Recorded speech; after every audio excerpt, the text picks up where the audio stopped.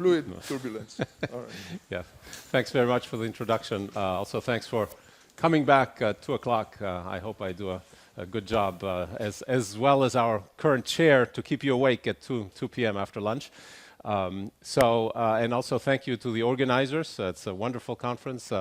Can always gauge by how much new things I learn, and certainly there's been a lot of that. So thank you very much for the invitation. I thought I'd tell you, give you a little bit of background. So quite a bit of this will be kind of, some of you might have seen this before, most will not. Kind of a background information about this, and this will be one of the talks on the classical normal turbulence, not superfluid turbulence part, since bridges, we want to build bridges. Although at the very end of the talk, I will probably have to tell you that instead of building bridges, if you get the concepts that I will try to convey, I might actually be blowing up bridges rather than building bridges, but we'll see sort of conceptually what the things are, and hopefully it'll be interesting for you anyhow. So the work that I'm going to be presenting has been done by mostly not me, but a former student, Perry Johnson, who's now at UC Irvine, Yuan Luo, who was a visiting student for Beijing University, and then in quite a while ago, Laurent Chevillard, who's now in Lyon, and Michael Wilczek, who's now in Bayreuth, have contributed greatly to what I'll be telling you about. So the topic really is small-scale intermittency of regular fluid turbulence. Here is a sort of an old picture of a two-dimensional cut through isotropic turbulence. In this case, it's the RE lambda of 400, and it's essentially the rate of dissipation, which is the square of the symmetric part of the velocity gradient tensor on a kind of representative plane. And what you can see immediately is that it's highly intermittent and very unequally distributed. It's very large, exceeds the mean value by several orders of magnitude at certain places, and is more regular in other places. And this small-scale intermittency is something that has interested us for quite a while, and a lot of people are interested in this. This is another view. It's separate. It's different. It's the vorticity, so this is now the square of the rotational part of the velocity gradient. And of course, these are the familiar vortices that, again, the connection with superfluids, of course, that we've heard a lot about in this conference goes through this kind of picture. As was Carlo mentioned in his first talk, there's some subtle differences. In fact, you will see that some of these vortices are colored red, others are green. I'm colorblind, so for me it's actually very hard to tell the difference, but I'm told there's two colors here. And of course that has to do with a sense of rotation, which is of course very important. So a few things to remark. Of course, it's the salad of spaghettis, but as you can see, it's very unequally distributed. There's some sort of big scale holes, and there's smaller scale holes in between, and then there's this sort of tangle. This is, of course, a single snapshot. Again, this is from an old 1024 cube DNS, of spectral DNS of isotropic turbulence. This data, by the way, is in the Johns Hopkins Turbulence Database. If I have time, I can tell you a little more about it, but it's publicly available, so you can get snapshots like this on your own and generate visualizations like this. This is the same data, let me spend a few minutes on this one because I like this animation a lot. So what we've done here is the red are the usual high vorticity regions, which I think in this case was with a Q invariant visualization. And then what we've done is we've filtered the same data at some larger scale, kind of almost in the inertial range. And then we've calculated the vorticity of that, so this is a really coarse-grained.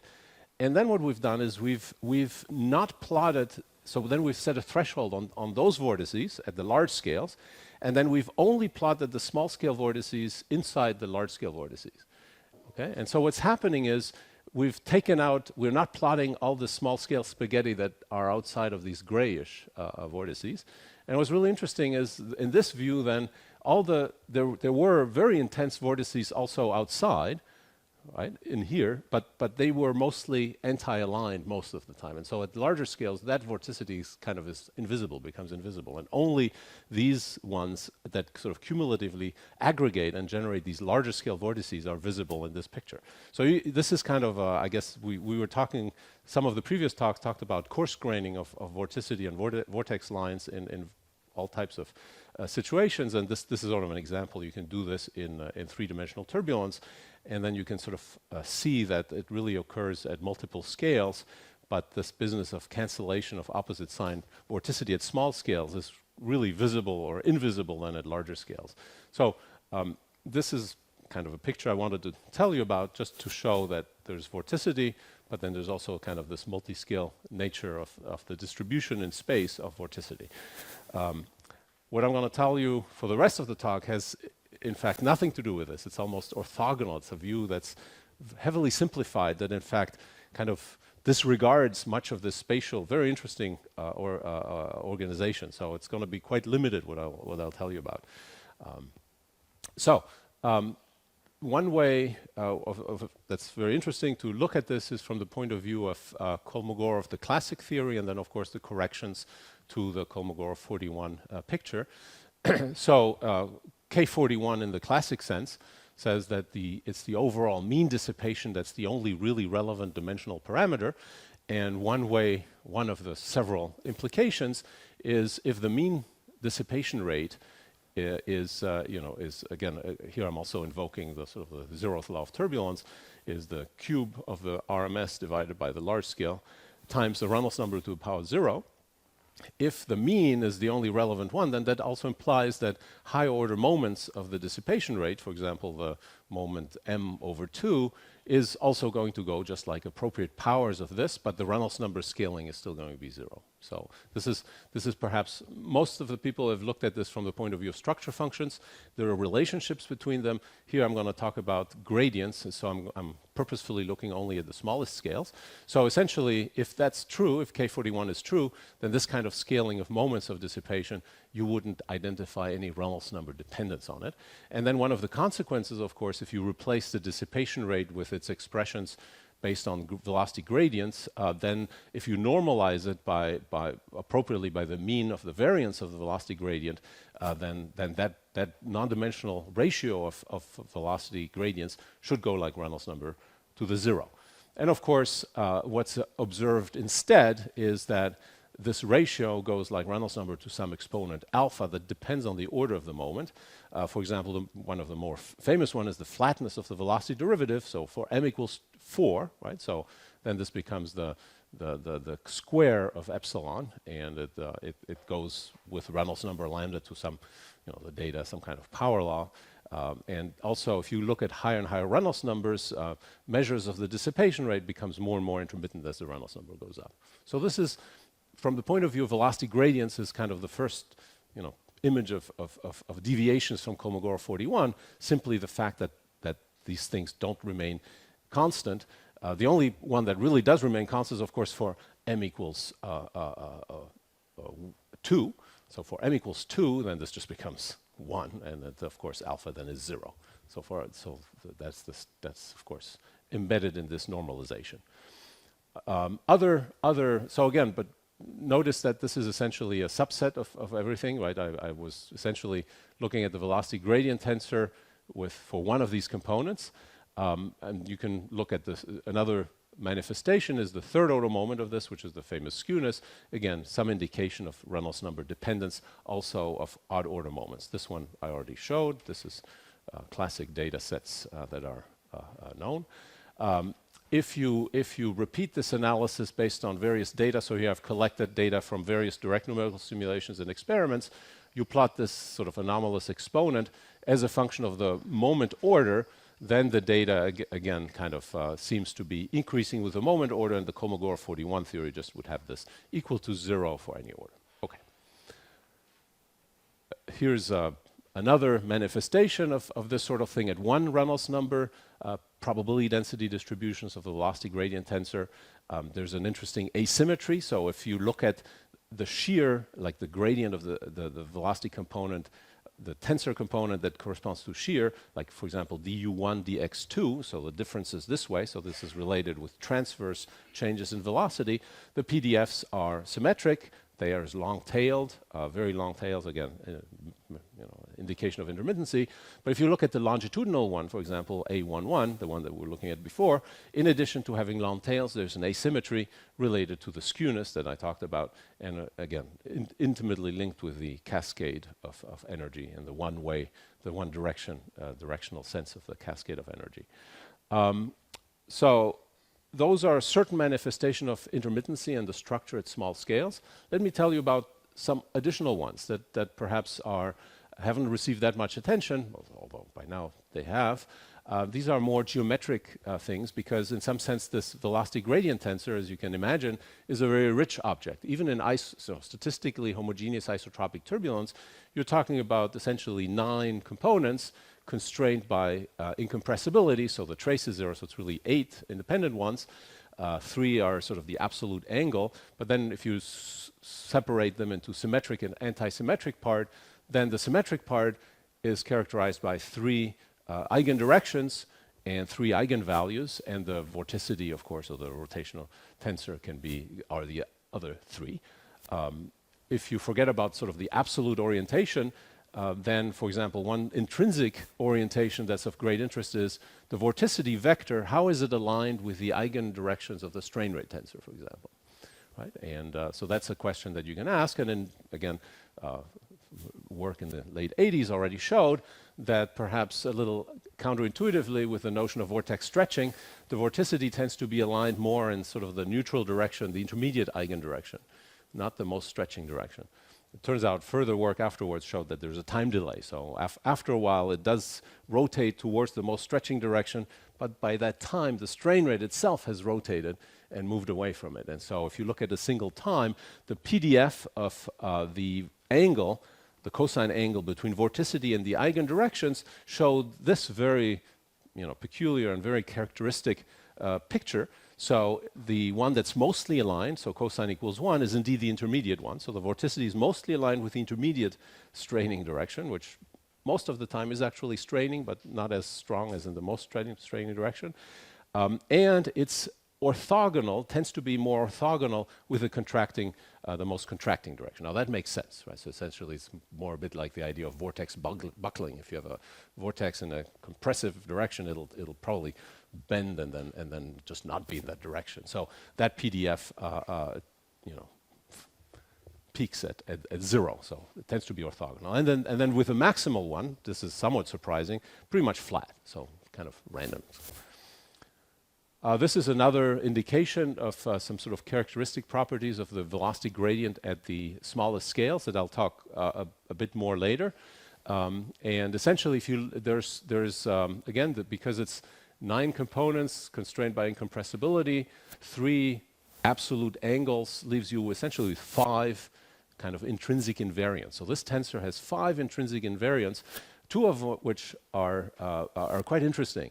And they're the trace of the square of this matrix and the trace of the cube of the matrix, those 2. So those are typically called Q and R. And again, these are pointwise defined based on the invariance of the velocity gradient tensor. And people have, if you can measure these things and you can measure joint probability distributions, and typically people have observed this very sort of characteristic teardrop shape. By the way, if you do this with random fields, so if I take a Gaussian field, even with a Kolmogorov spectrum, what have you, this becomes completely symmetric. It's not completely round because of the dimensionality. This is quadratic, this is cubic. So, but it's entirely symmetric. Left, right symmetric, top down, not symmetric because of that dimensionality thing I mentioned. But in reality, in turbulence, you have this sort of prevalence of cases, very intense cases here along this tail that's called the VFS tail. I'll tell you more about. Anyway, these are characteristics, again, the phenomenology of small-scale turbulence in classic turbulence. Now this has the properties of the full velocity gradient tensor. So not just velocity structure function in one direction, longitudinal, or just du1, dx1, but the structure of the full tensor has also practical applications, such as it will affect how droplets deform or polymers deform in turbulence, because those things can both rotate and align with these local structural elements, and then either expand or contract and rotate and so on. Flames quenching is this is important. How microorganisms, let's say in the ocean, will tend to migrate or move with the local structure of turbulence. This stuff is important. And again, polymer stretching and relaxation dynamics, which have again also geometric interesting things. Things rotate and align and so on. So that's more of sort of a practical motivation to try to understand better this three-dimensional structure of these properties of classic turbulence.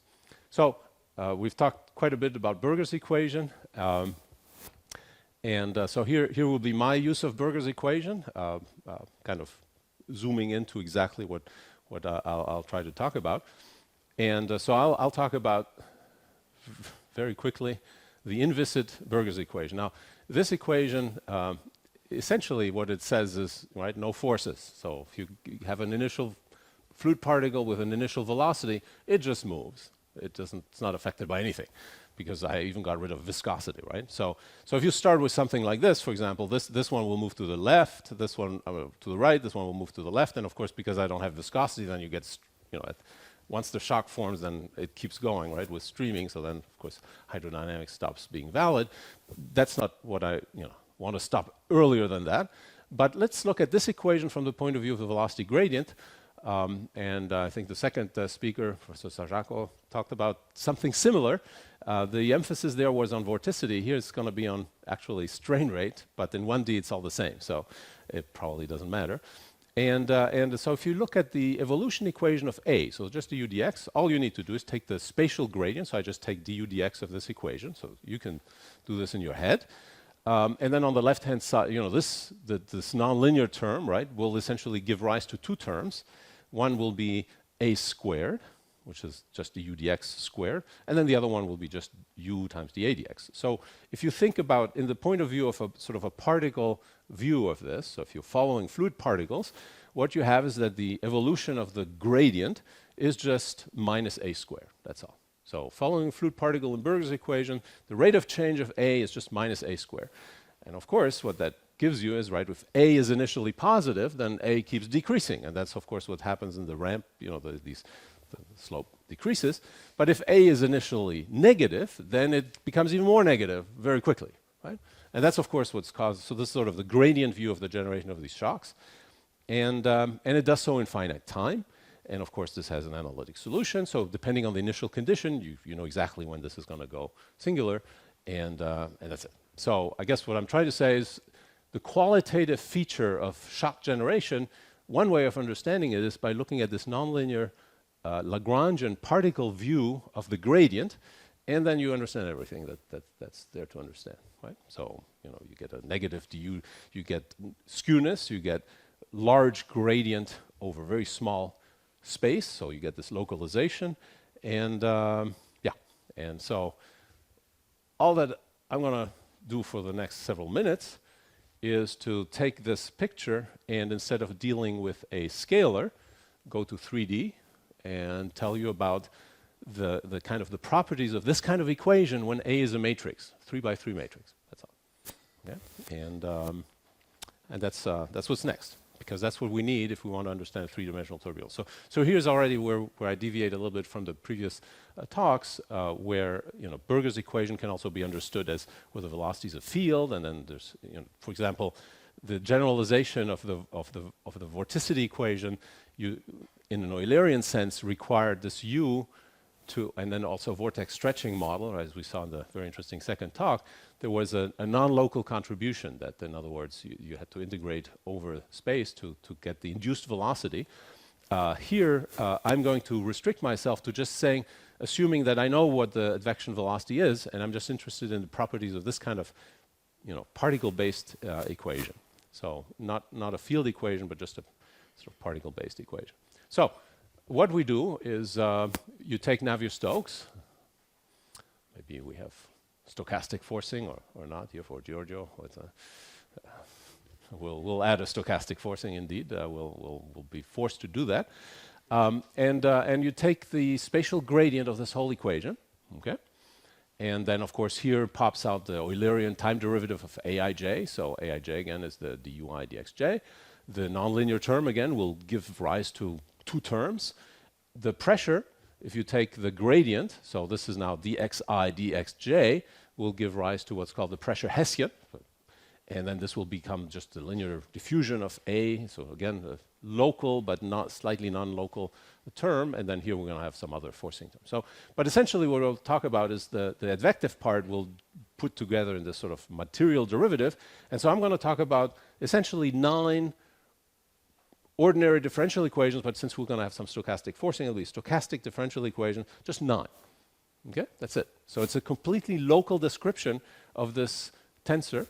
And we'll see what can we learn. Is there like a minimalistic version of this that could explain some things about turbulence? Okay. So again, I'm not going to talk about induced velocity by vortices, which is why, again, I think it's somewhat orthogonal with a view that's of course also very important. This is more sort of a minimalistic view. What can we say?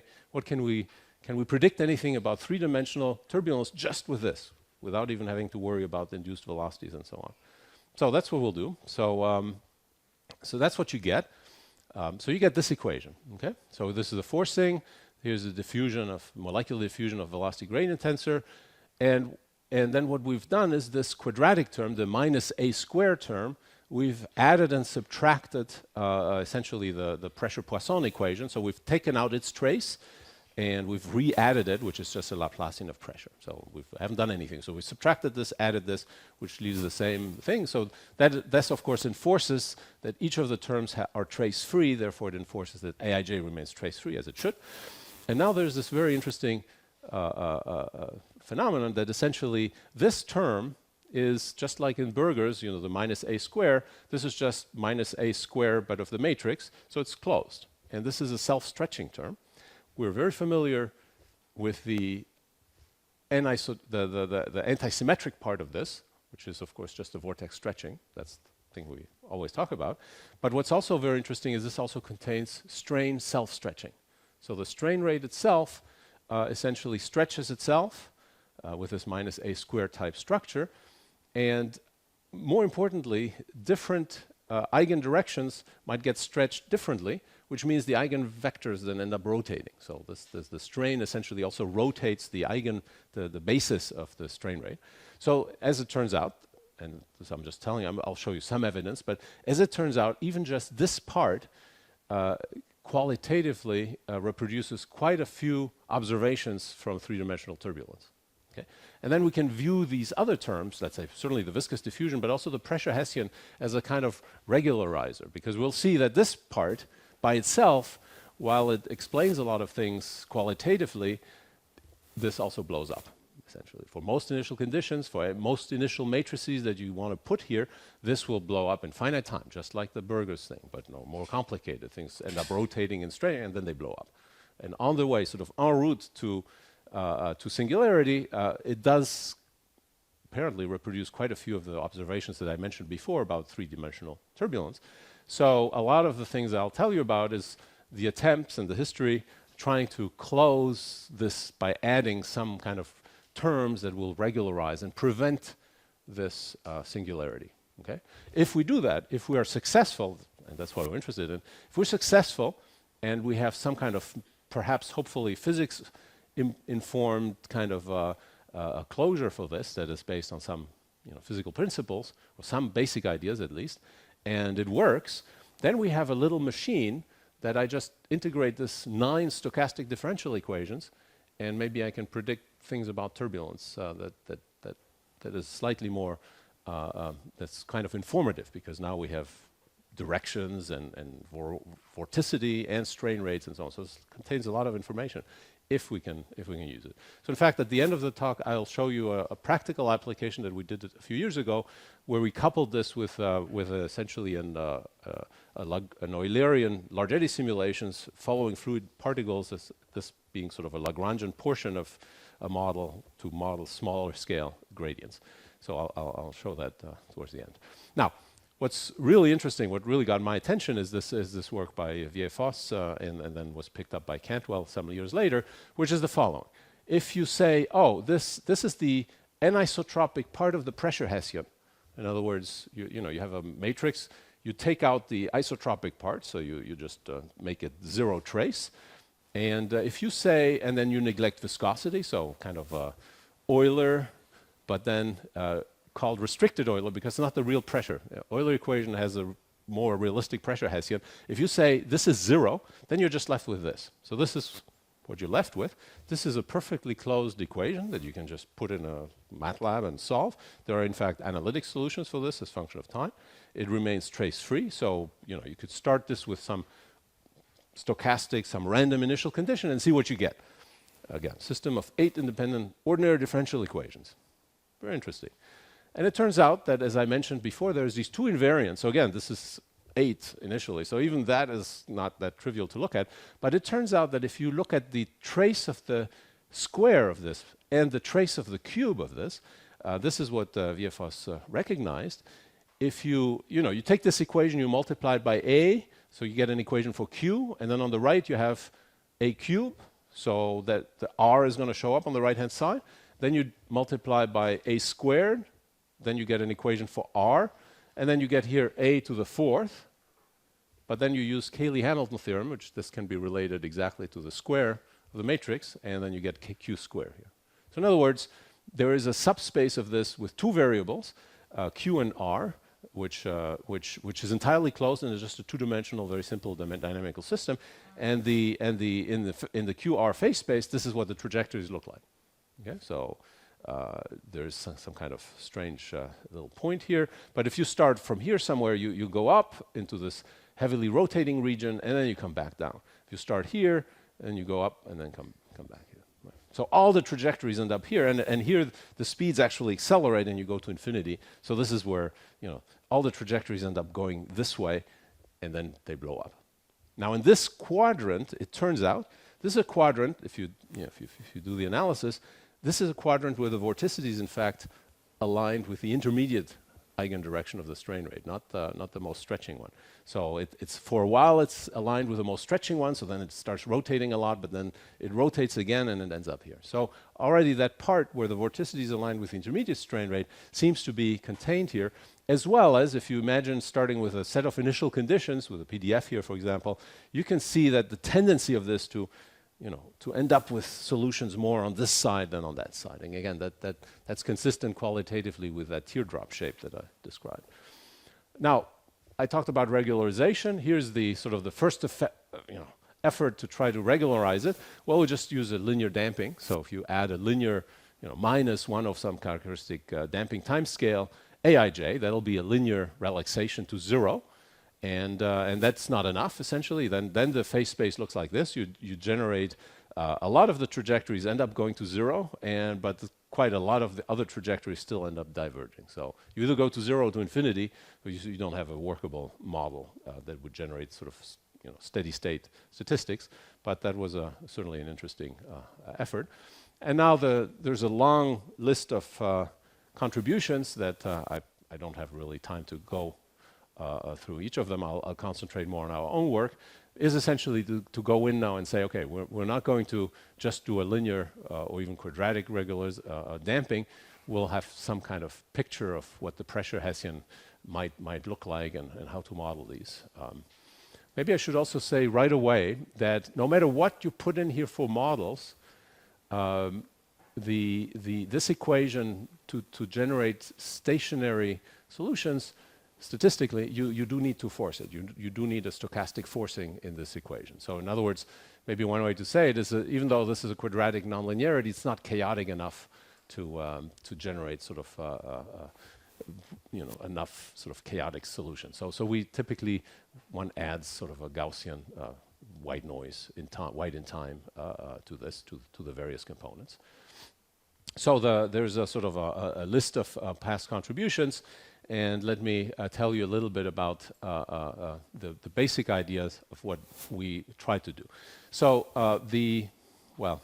the main term that we're trying to model is the pressure Hessian. Now, pressure, as we know, is very non-local, and what we're trying to do here is reduce everything to the local evolution. So we need to have some kind of picture of how could we relate this local to non-local conditions, and that's the whole point. Otherwise, if I need to start talking about pressure at other points, then that defeats the purpose of having a simple particle method just following a single particle. So we need a model for the pressure Hessian.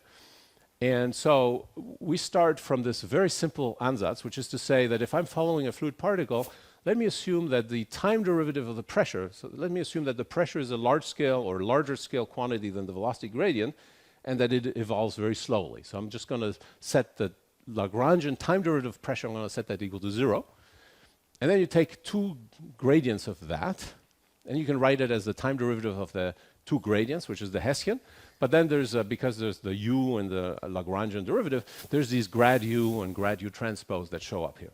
Okay? So if you set, if this is 0, then this left-hand side is 0, so I would put this on this side, and then these become negative. So essentially, the material derivative of the pressure Hessian is the pressure Hessian modulated with the velocity gradient. And essentially, it's the local changes in velocity in the neighborhood, and that I know because it's A, is essentially deforming the isopressure lines around this point.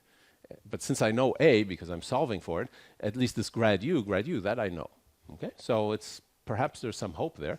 Now it turns out that this has if grad u is assumed to be constant in time, so in addition to this, I'm going to make the assumption that the grad u changes, but only slowly, so second assumption, right?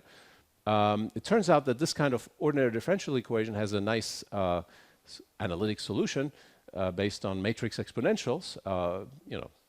If we only had one of these, right, and this was a vector, then we know, it's e to the something vector, fine. And if it's a matrix, then you have two of them, and you have to multiply by this matrix exponential on both sides. So anyway, that's a nice solution. So essentially, the idea is to say we'll put in some initial condition for the pressure Hessian, and I'm going to say this model is valid only over a short period of time, tau, so over finite time. I'm going to say that the pressure Hessian at time tau, the typo should be tau instead of t, is equal to this. Okay, we're not there yet, but that's kind of the first level of this model. So the idea is we're going to make some assumption here. We're after finding the pressure Hessian here. We're going to make some assumptions here, and then this part, the exposure of this pressure Hessian to the velocity gradient, I'm going to actually use this solution to it. Now, this is Michael Wilczek's contribution.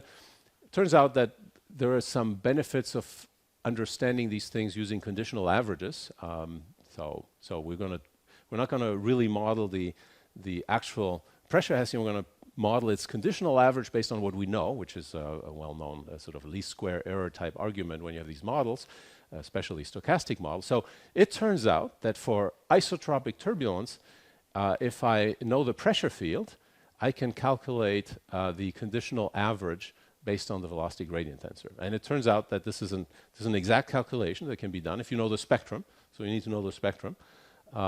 Given A, and tensorial, it has to be symmetric part, anti-symmetric part, and then this S omega type terms. But the prefactors here, alpha, beta, gamma, can be calculated exactly based on the spectra of or correlation functions of isotropic turbulence. And then you can put in Kolmogorov for that, for example, if you want, and then out pops these numbers. Now, I should tell you, let's see, I haven't mentioned the word Gaussian yet. When I said you can calculate it analytically, what I meant to say is for a Gaussian velocity field, for which I know the spectrum, and I assume it's Gaussian, multipoint Gaussian, this is a calculation that can be done. So it involves non-local, this really is the pressure for that Gaussian field. Okay, it involves non-local connections and so on, but it can be calculated. So Michael did that,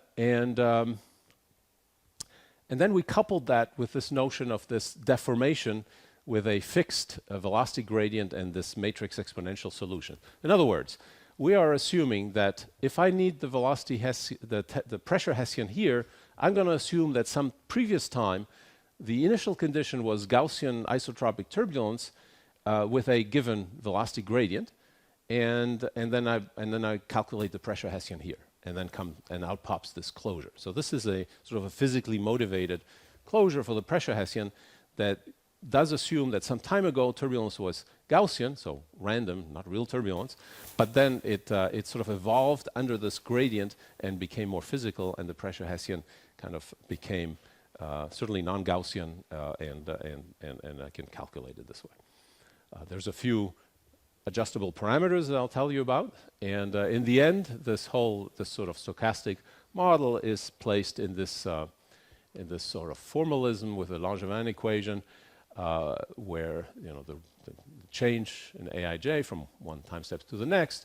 This is this minus a squared term, and then if you undo everything that I've told you, and also apply a similar closure for the viscous term, which I didn't tell you about, but the very same idea. The viscous term also is a Laplacian, so it's two derivatives. So you do the same thing, and it applies just the same. So then you get somewhat complicated looking expressions, but that's kind of, it's all self-consistent with the ideas that I just told you. So there's some matrices that are d to the minus 1, which are these matrix exponentials.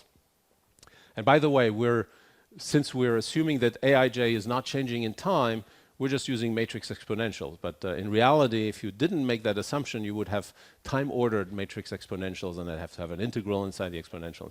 So we make it much simpler. We just assume Aij for the model is held constant. And then there's a stochastic forcing here that has two parameters, which is essentially the amplitude of the forcing for the symmetric and the anti-symmetric part. We force those slightly differently. And then there's this parameter tau, which is this time scale. How do I specify it?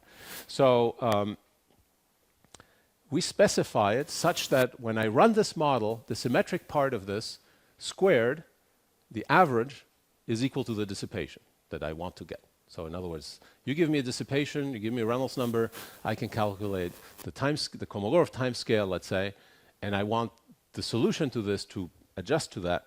And for that, again, there's a numerical optimization of a parameter, which is essentially, in this case, we get 0.13. So in other words, the time scale we have to put in this model is proportional to the Kolmogorov time scale with this empirically determined parameter. So this is essentially a fitting parameter, chosen such that you see the inverse square root of Sij. Sij coming out of this average is equal to tau k.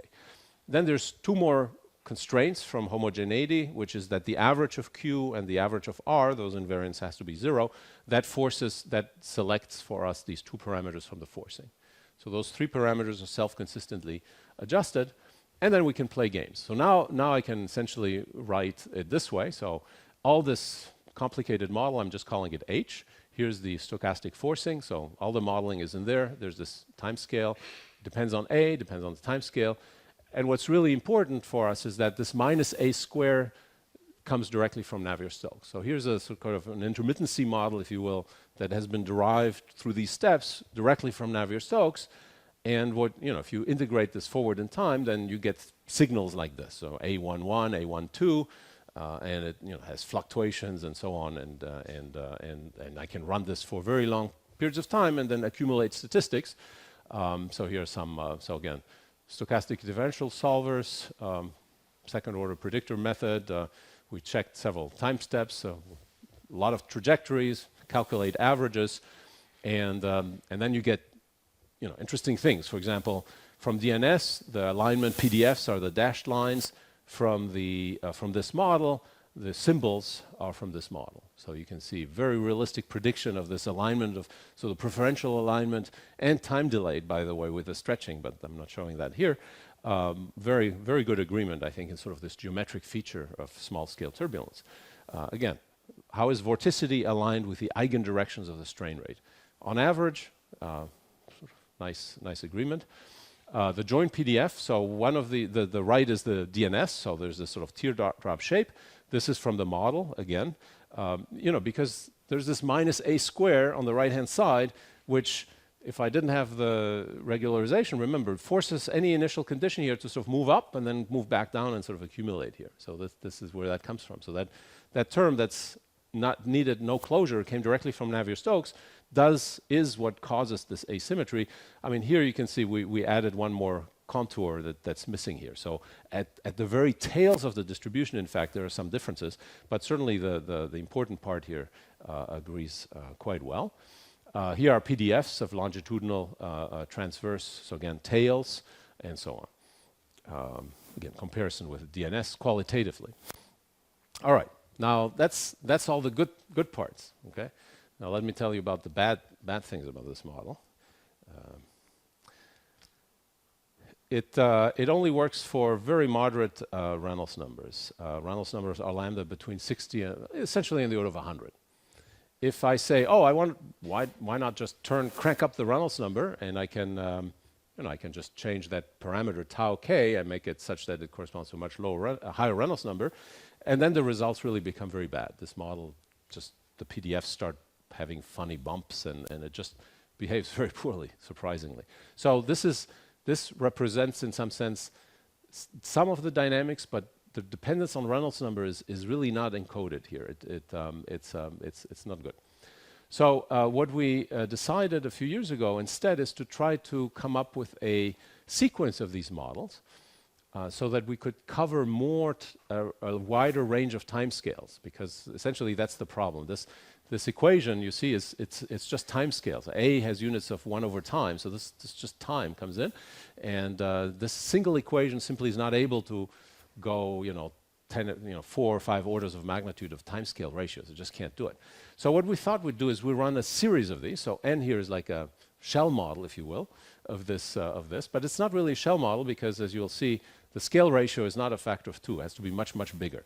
So anyway, what we did is we said the Kolmogorov timescale that we need to prescribe for the smallest eddies, instead of prescribing it based on the average dissipation, let's prescribe it based on the dissipation of a surrounding turbulence that itself might be the result of much bigger eddies, right? So imagine there's another huge eddy here, and this is the small one that I was talking about before.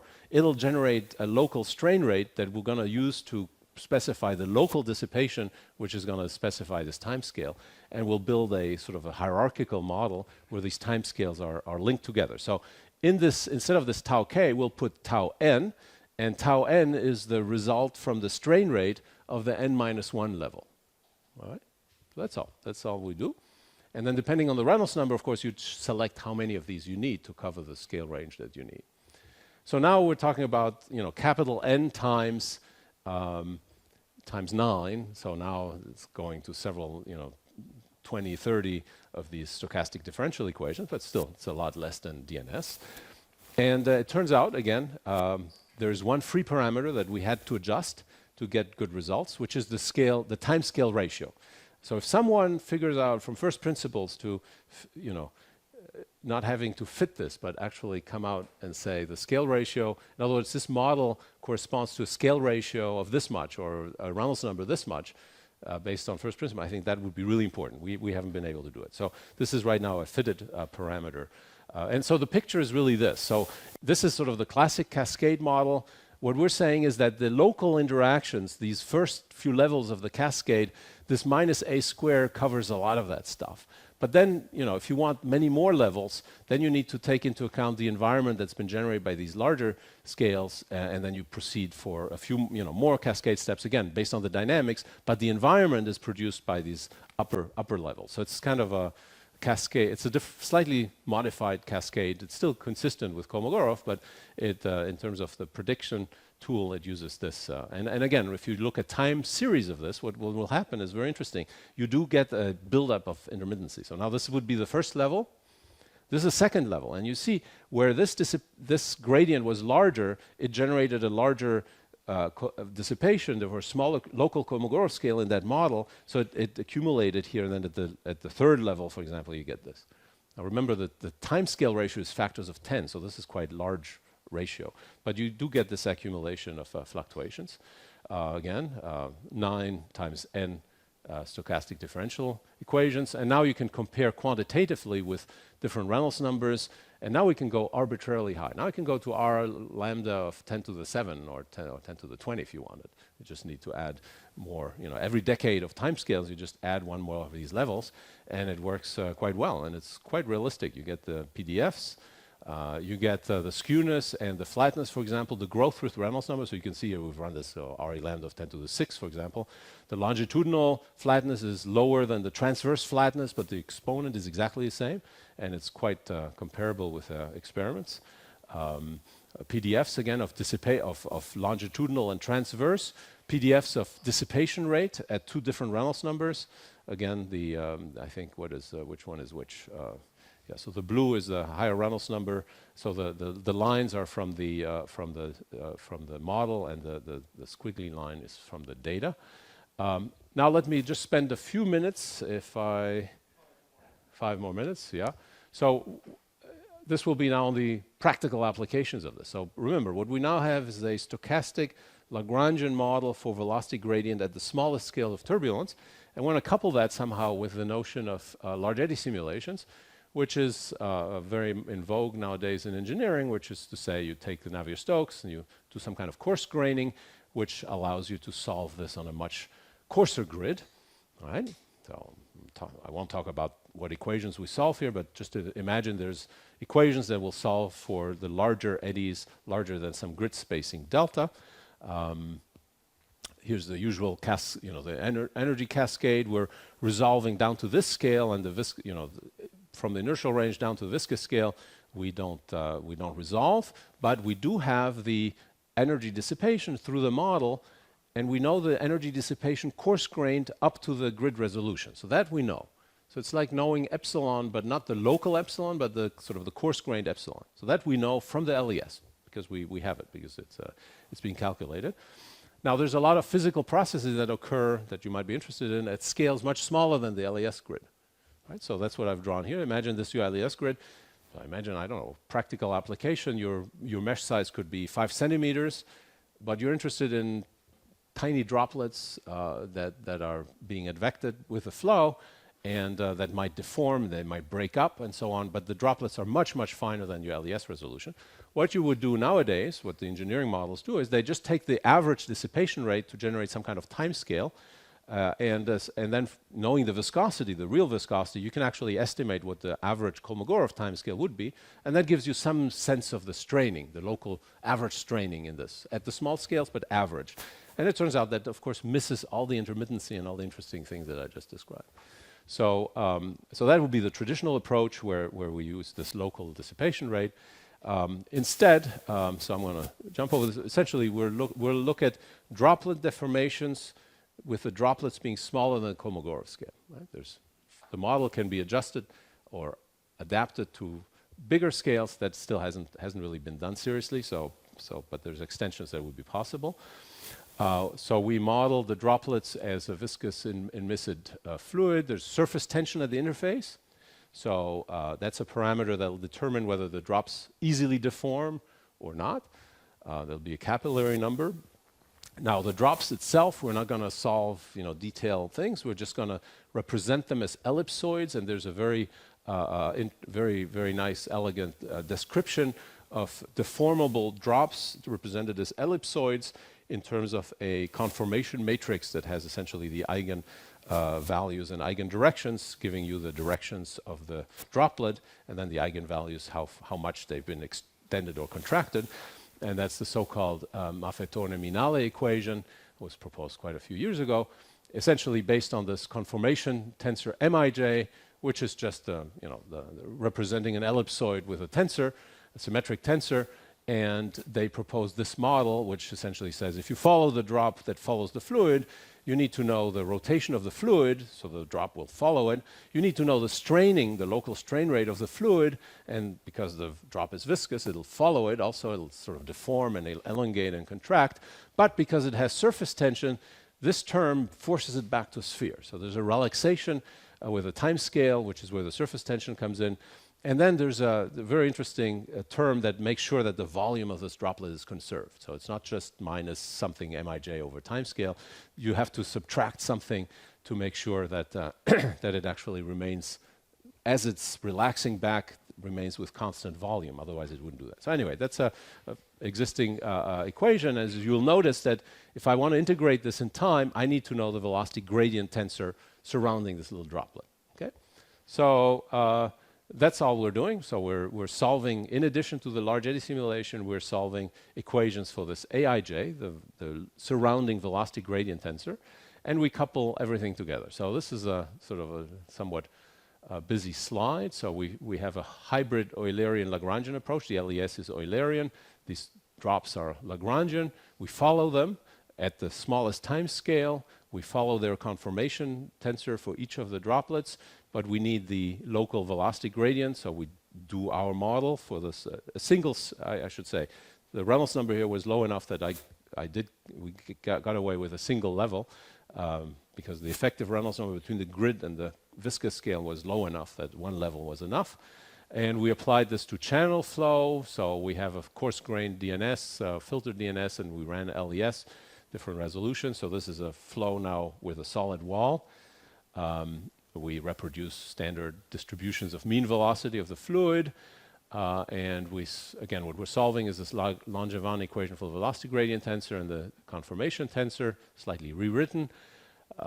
In addition, we have an engineering type dispersion model for the particles, and you'll see in the animation, we put a lot of little spherical droplets initially at the center line of the channel. So this is a Poiseuille flow, left to right.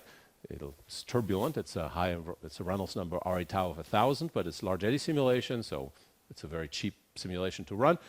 And the trajectories, we're doing a stochastic model for the trajectory of each of this, because I also need to know the local conditions. And I mean, you get pictures like this. So this, we start out with the particles at the center line. These are the two walls, and we're moving slowly with the flow a little bit. And you can follow individual particles as they sort of rotate. They're not to scale, by the way. In reality, they're much smaller than this. And some of them become cigars, some of them become pancakes, some of them rotate more quickly, some of them rotate more slowly. And it's essentially an illustration of how to use this kind of approach. And then you can compare statistical things like, for example, the shape of the drops. So the difference of the critical eigenvalues, I guess, of the axes. So largest minus smallest divided by the sum. So d equals 0 is isotropic, so sphere, and then 1 is very anisotropic. Let me not do this. So this is, for example, this is interesting. So this is PDF of the dissipation rate, okay, in LES. If you calculate the dissipation in LES without adding this model, you get much lower. I mean, you do get some tails, but it's much less intermittent and less intense high values of dissipation than if you couple it with our Lagrangian model, where we compare with DNS, which is the dashed red line, and our model. So LES plus the model gives the solid line. So we're really reproducing in LES that's very coarse, that shouldn't be able to calculate the high probability of these very extreme dissipation events. With this coupled approach, we can actually do that. And this is the entropy also quite well reproduced. Again, angles of vorticity and so on.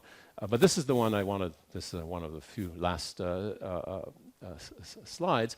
So again, this is now the PDF of this deformation parameter of droplets. Again, it's 0 when it's sphere, and it's 1 when it's like infinitely extended in one direction, either pancakes or cigars. And if I use the velocity gradient just from the LES without this Lagrangian model, I would get as PDF in the LES, I would get the dotted line. The red dashed line is from DNS, so this is actually following actual ellipsoids following the real DNS velocity field. And with this model, we get the solid black line. So again, pretty good agreement with the DNS in this case. You can change the capillary number of these drops, so that you can make them more deformable or less deformable. So if their capillary number is low, they stay much more spherical. And if you increase it, you can get really blow up and very very deformed drops. Again, agreeing very well with DNS in this case. So again, as a conclusion, I think we've developed a model for the Lagrangian evolution of the velocity gradient, in which this minus a square turned out to explain a lot of things. Now, notice what we didn't do. We didn't calculate this gradient, which stretches vorticity and rotates it, from the gradient of a Biot-Savart-induced velocity from vortices. So that's why at the beginning I said it's not quite clear what the connection would be. Essentially, I think the message would be for you is that a lot of the things that people in conventional turbulence are interested in, intermittency, these geometric things and so on, they can be, to some degree, explained by this much simpler view, which just looks at the self-stretching of the full velocity gradient tensor in 3 dimensions. I don't know whether that's going to be important to make connections with superfluids or not, but I thought it'd be interesting to mention that. And then I showed you some engineering applications, and I'm ready for questions. Thank you very much.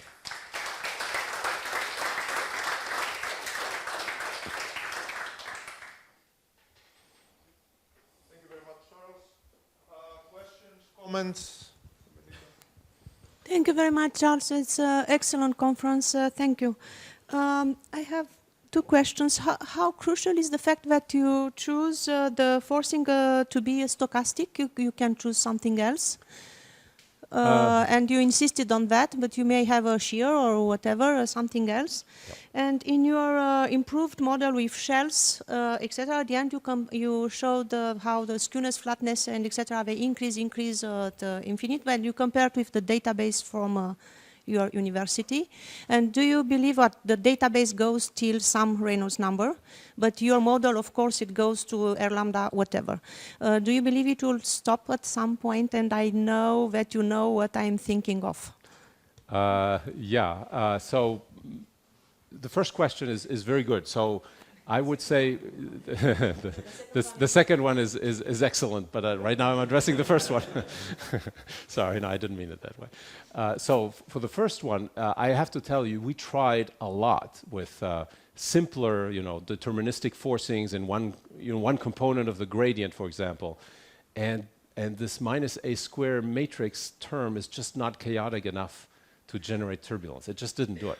It had to be stochastic. Now, Laurent tried, and maybe there are better versions with sort of multiplicative noise kind of forcings, but we didn't need that. I think even just regular Gaussian works. But simpler versions, more deterministic, like a shear in one direction only, large scale and so on, it just didn't work. It would have been very nice. I mean, that's the first thing we tried. And again, if the dynamics of this nonlinear matrix evolution was more chaotic somehow, I think it would it could work, but it's not. You start out with some initial condition and it just it generates the singularity in a particular. It rotates a little bit and then becomes singular. It doesn't. Somehow it's not chaotic enough. Okay. And then the second question is, I believe it keeps going, okay. But I wish I could prove it. But certainly in the model, of course, by construction, it keeps going. And the collapse was so good for all databases.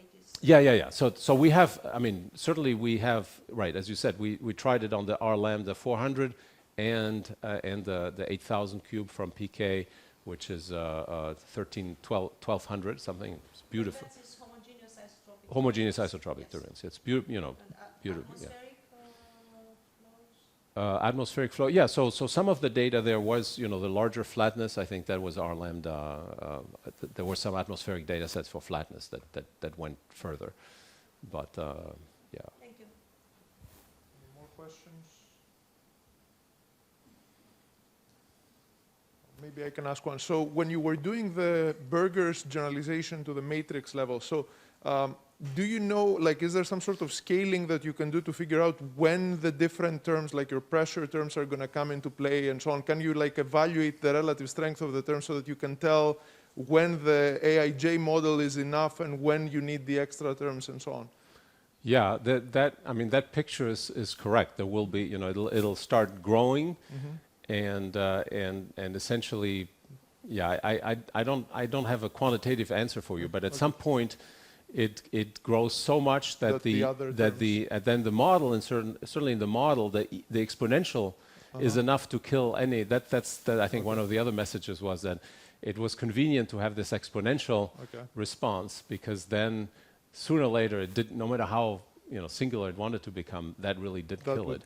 Whereas the sort of the more algebraic type nonlinearities, we tried quadratic, but still there were a lot of places where it blew up. So yeah. All right. All right, so let's thank Charles again for a very nice talk.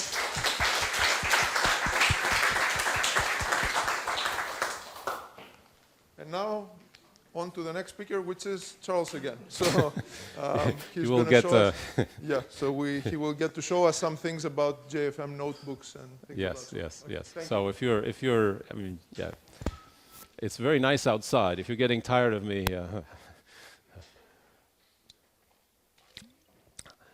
okay. Yeah. So what I thought, I asked Luminita if I could have a bit of your time to show you some new things about the Journal of Fluid Mechanics, and let me. Maybe what I should do first is bring up the slides, which of course is. That's not it, but I will talk about this. This is an editorial which came out, and see, wait, this is very small here somehow. Okay. All right. Yeah, so I have a few slides, and then I will try to do a bit of a demo, for which I will probably want to sit here in front of my computer, but hopefully it'll be a bit interactive, and please, this should be even, more interactive than the previous talk. So please interrupt me any question you might have. But I mean, the first part is just going to talk about sort of basic principles kind of thing. So anyway, this is something that we've worked at the Journal of Fluid Mechanics and Cambridge University Press for a few years now, and the key people there were Peter White and Anna Simpson at Cambridge University Press, who really helped us a great deal, and former editor-in-chief Gray and Caulfield, current editor-in-chief, were very supportive. So certainly they need to be thanked. So this is what I'll tell you about. Appeared last I think December or November of last year. If you have a phone, you can you can zoom into this, and you can get the paper, and on your phone there might be things I might be able to show you. So again, if you're interested, you can follow that link. So a few kind of philosophical remarks about scientific publishing. This, of course, we know, right? Start with many centuries ago with the Principia, and then various journals, Journal of Fluid Mechanics, and now also the online version. It's essentially all two-dimensional. It's pages, right? Pages with text, with graphs, with photographs, 3D, but it'll be static view of something in 3D. It was in print, even online, typical journals, it's all two-dimensional. And of course, that mode of communication is excellent to massify, democratize the modes of interaction that somebody might be standing in front of a blackboard, giving a talk, or sketching something on a blackboard, trying to convince you of something one-on-one. So this kind of one-on-one interaction, here this is, by the way, Professor Stanley Corson at Johns Hopkins explaining a wind tunnel. Geneviève Compelot from Lyon was there at the time. Anyway, here he is explaining something, and that kind of interaction can be massified to thousands of readers through a journal article, very famous JFM article, of course, with sketches and text and so on. Fine. Nowadays, of course, interactions between scientists will proceed perhaps slightly differently. There'll be an open laptop, and there'll be some interactive manipulations of a plot. Somebody wants to add an error bar or access some data and plot something else. There might be an animation, movies will be played, and the conversations in front of a laptop will be slightly different than the sort of classic chalk on blackboard. And essentially what we try to do is, can we approach sort of massifying that kind of interaction between scientists through a journal article? How would you do that? So, and so essentially massify that kind of interaction. So for that, we've introduced these computational notebooks, which also, as a nice side product, goes a great way in approaching open science. Because as you'll see, computational notebook that's associated with a paper can have the data there, again, as part of the paper, easily accessible. These are interactive. We've decided on Python and Jupyter Notebooks as an open software environment, and there's many cloud-based servers where you can run Jupyter Notebooks. And Cambridge University Press had been in conversations with an outfit called CoCalc, which is one of these cloud-based host services. They seem, long-term, the long-term survivability seems good, and also Cambridge University Press was already in conversations with them for book publishing and so on. So there's a sort of a larger picture there. So that was good. And so let me, tell you how this would work. So I'll describe how, if you're an author and you want to add a computational notebook to your paper, and then I'll show you, an actual paper with some of the goodies that comes with. But this is a description of how you would go about. So you need, as an author, not as a reader, but as an author of this, you'd create a free account on CoCalc. You create a project, for example, could be called Figures for JFM paper. In that project, you create a subfolder called Figure 3, for example. Then you create an IPython notebook. You include this JFM logo. There's sample notebooks, so you just copy the sample notebook that exists. You create your figure, you copy your data there. The folder can also contain HTML files and movies. And then you get the URL address for that, and you put it as part of the figure caption in your paper. So the URL, when you then submit your paper, it has already the link to that notebook as part of the PDF that you will submit. And then the editor and the referees will handle the paper as usual, will review the paper, but then the referees can click on those links and see whether things work, whether it makes sense to have added this, does it add to the value of the paper, and so on. So they'll be essentially refereed, and the referees can make comments about the notebooks, and they can be revised during the review process. So I have 3 examples. So maybe here, let me do the following, since we want to be a bit interactive. Let me get out of the presentation and show you, if you are a reader, how you would interact with this. And please interrupt me if you have any questions. So this is the PDF of this article that came out a few months ago. And so here's the first example. So here's a velocity profile. So this is a figure 1. Mean velocity in a turbulent channel flow is a function of y plus. Very standard. And then I've also, so there's some data, which are the colored lines, and some model, which is the solid line and dot dashed and so on. So if you click on this link, then it will open a CoCalc window. So this is now very small. Let me see if I can make this bigger. Oof, okay. I don't know, is this visible? So you get to essentially a little directory which has, make it even bigger. So which has, the JFM logo, so it's part of the article.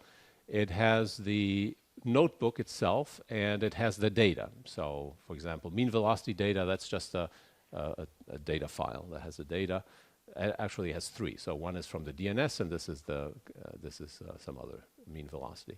And then the computational notebook is this one. So this is the JFM notebook, which has the plot itself and has the code that's been used to generate this figure. Okay. So you can copy this. You can copy this code and copy the data to your own environment, or you can essentially, maybe let me go back to the directory. You can, if you want to edit it, if you want to change the code, then you need to edit your own copy. You can do it anonymously. For this, you don't need an account. Please wait a few seconds.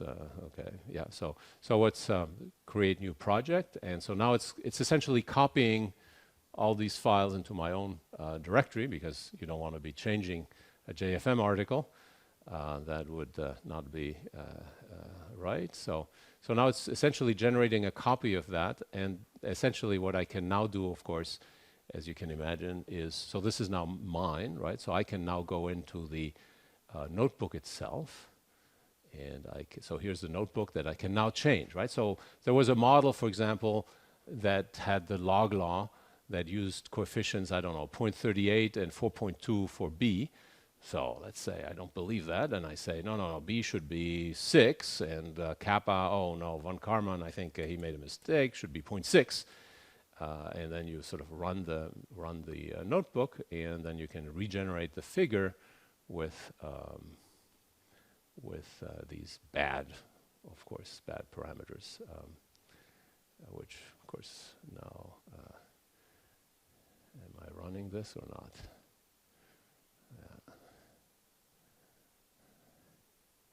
Yeah, well, this is the usual thing with demos. You have to be a little more patient. Anyway, here it is. You see, so what has happened is the data is the red and green. Again, I think so. And then the model, of course, is very bad now, right? Because it's essentially replotted badly. So this becomes very interactive because I see a figure in a JFM article, and I can just do a few clicks and change things, and I can upload my own data and compare with it, for example. So you can see this is I think it changes a little bit the level of openness of figures and how you can interact with them. So that's one of the figures that showed up in this article. So the article explained a little bit of this with the notebook itself. Then there were some figures from stratified turbulence. Let me show you this one. Which I like a lot. So this is from the Hopkins database, by the way, and this is a three-dimensional view of vortices. So yellow is again Q criterion, and this volume rendering is high kinetic energy. And I can do two things now here. I can look at the interactive figure. So I'm going to click on this one first. So this brings up essentially an interactive version of it.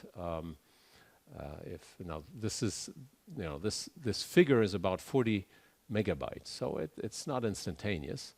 But once it downloads, so here it is. But now, this is an HTML object that I can manipulate. I'm rotating it here with my mouse now, right? So it's essentially part of, and I can zoom in, for example, right? And I can rotate it. I can change things. For example, the ISO Q surface was a threshold of 500. Well, if I want really intense things, I just go 1500. So I change the threshold, for example. So this becomes an interactive figure.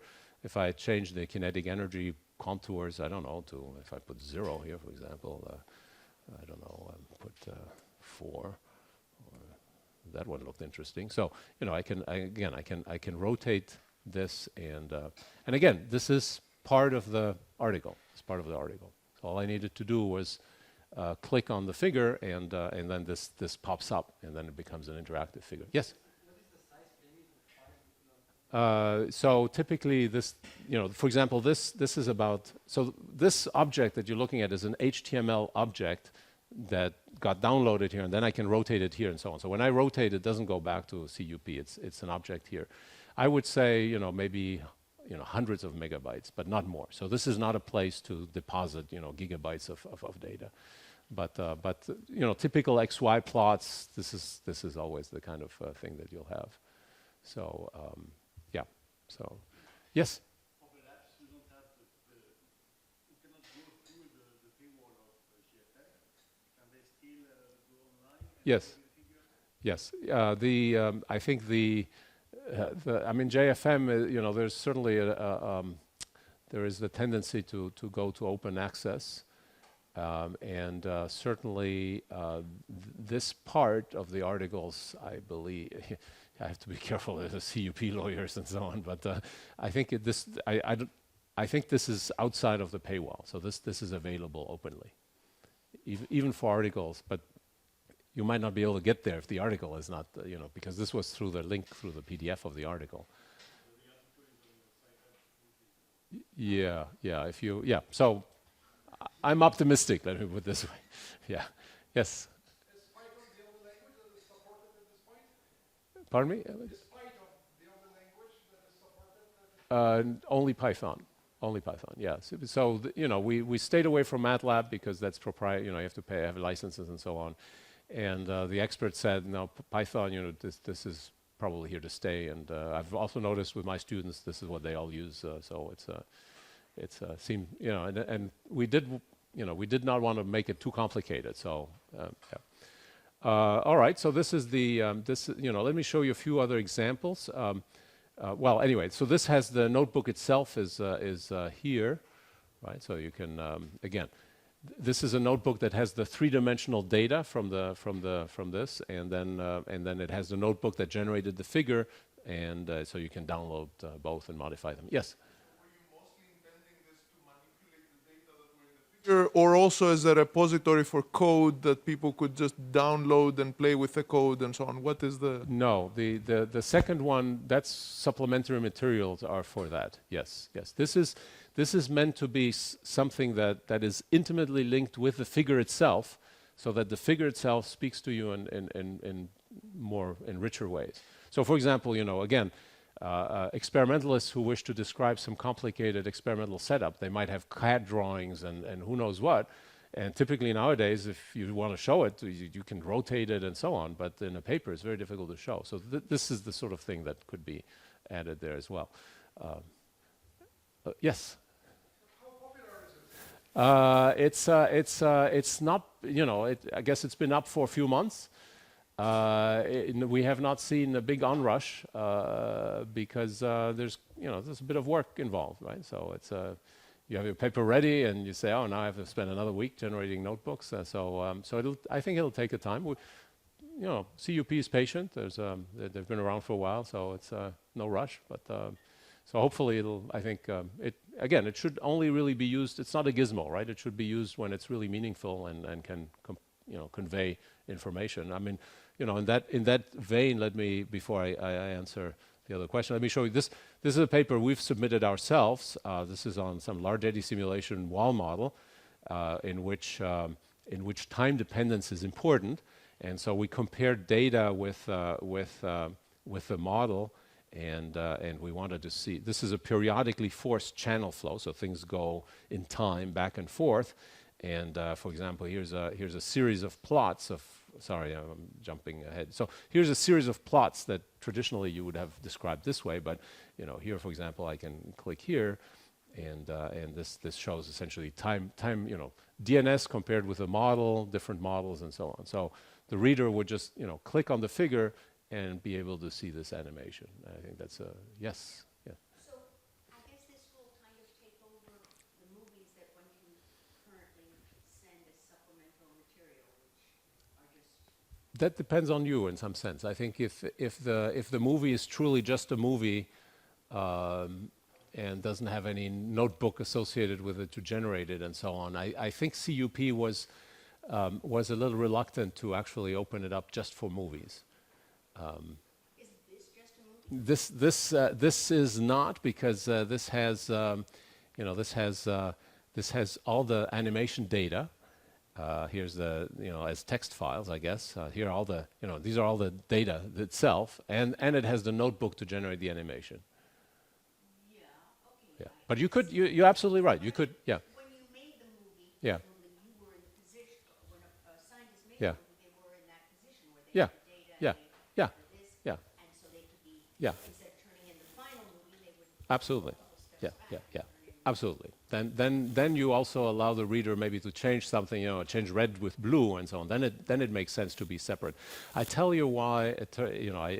I was very surprised to learn this. The reason just uploading movies just by itself with nothing else is going to be discouraged, I tell you, is because CoCalc, that server, has seen people open an account and dump some illegal copy of Star Wars 5 or whatever, and or who knows what else, and there was a lot of that, and they had to crack down on it. Yeah, sure. So Yep, being used in unanticipated ways. So that's but essentially, the notebook that generated the movie that is editable plus the data that generate the movie, and then you post it. That's exactly what that'd be a good way to do it. Yeah. Yes. Python code is written by developers or Yeah. there are templates? They're templates. So you can, I mean, all you need to do is, right, open this editorial again, right? So, I mean, I can show you, right? So let's say this figure, right? So, you can open it again, and then you download the whole, you can just download the whole thing, right? So, I don't know, where's the download button here somewhere? Anyway, somewhere you can download right here. So download, right? So this is the notebook. I just download, and there it is. So there's the file. Sure, but when you create a notebook, if you don't know Python, what do you do? Ah, you got to learn Python. Yeah. That's, I mean, yeah, that's, You can't yeah. say, I just want to animate the figure. You can. I mean, with these, once you start seeing more articles that have different examples, you just download it and you change things. Python is very intuitive. It's very easy. You'll learn it in no time. Yes. Yeah. So if you're a referee, so many of you, thankfully, are excellent referees for JFM. And other journals of phys-rev fluids and so on. Again, you will get a PDF that will look. In fact, as we speak, right? There's, for example, referees looking at this other paper that we've recently written with Greg Eink and Samvit, the student, something about the vorticity cascade and some revisions. And the referee, this is the preprint, right? So this is the submitted preprint. And somewhere there's a 3D figure that we thought would be interesting to include. So here, for example, this one, So this is actually in this case, the figure was generated with MATLAB, but so we've posted the HTML version of it. So the referee would click on this, and certainly would be just like the reader would be able to to rotate and manipulate this object, or download the download the this is the notebook that generated this figure. So this is a notebook that's reading in 3D data and plots it in this three-dimensional version. So I don't know if I answered the question. Yeah. Does the multi-hyper from which universities extends over the data and the notebook code? There is this is very friendly, so I think it's the same as the paper kind of, but the data. I should be able to answer this more I'm very bad at sort of legal things, unfortunately. I would say it's it's consistent with open science. In other words, the data has to be public anyway already, right? So it's consistent with that. So, for example, it's not that CUP owns the data and then prohibits others from using it, if that's the concern. No, not at all. I mean, but it's sort of open science consistent. I don't know if that's. But if you have data that you want to generate the figure, you want to put the data, but you want to restrict other people from copying the data, for example, to regenerate the figure, that's not possible. Someone wants to regenerate the figure with different colors, different range of values, then he just publish it in the paper without crediting. Right. No, that would be unethical, even if you do a sort of a manual copy of things. So it falls under the same category as the sort of usual best practices. I mean, that would be unethical, what you just described. It depends to what extent, because if it's just a set of data, you change the color of the range. Data that does not belong to science, not to EFM. No, it's published data, so you have to cite the origin. I mean, right now, if I see a paper somewhere and I copy the points and I publish it as a new thing and I don't cite where I got the points from, that's unethical. That's not, can't do that. So I think it's the same. I think the only problem is legally. I think there's no difference. But this certainly makes it easier. So the scenario you're describing becomes now a matter of sort of drag and click and so on. But again, that's the idea of open science. So. Well,